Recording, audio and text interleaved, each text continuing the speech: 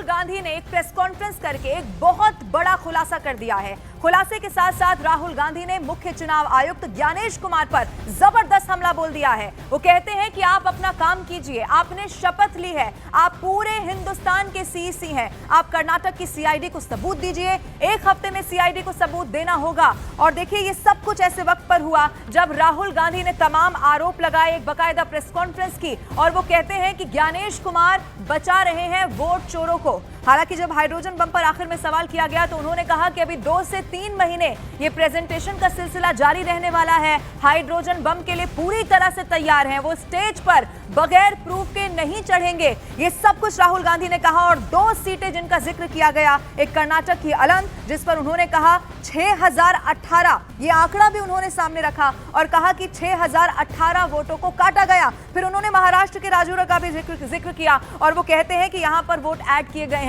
लेकिन आपको ये बता दें कि राहुल गांधी ये तमाम आरोप लगाते लगाते बहुत बड़ी बात कह गए। उन्होंने कहा कि इलेक्शन कमीशन के अंदर से अब हमारे पास खबरें आने लगी हैं, यानी कि उन्होंने कहा कि युवा को जब ये पता चल गया कि वोट चोरी की जा रही है तो आने वाला जो परिणाम है वो बहुत खतरनाक होने वाला है। हाइड्रोजन बम को लेकर तैयार रहना होगा, ये भी उन्होंने आगे कहा।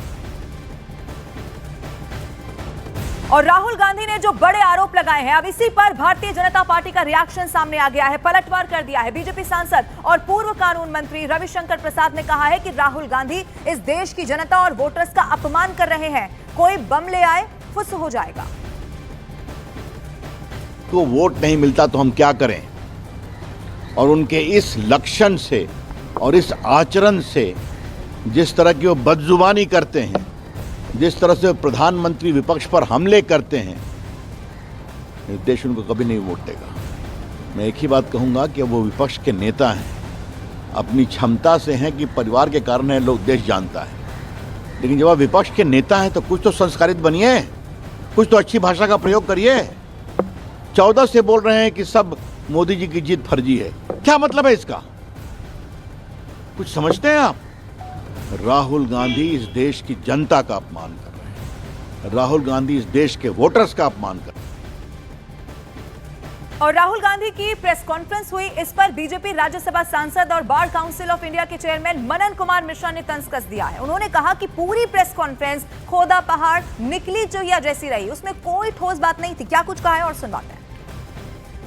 कांग्रेस के जो वोटर हैं उसके नाम हटाए जा रहे हैं और चुनाव आयुक्त बचा रहे हैं आरोपियों को। हमारे साथ मनन कुमार मिश्रा जी हैं और यह बीजेपी से राज्यसभा सांसद भी हैं और कानूनी विशेषज्ञ भी हैं।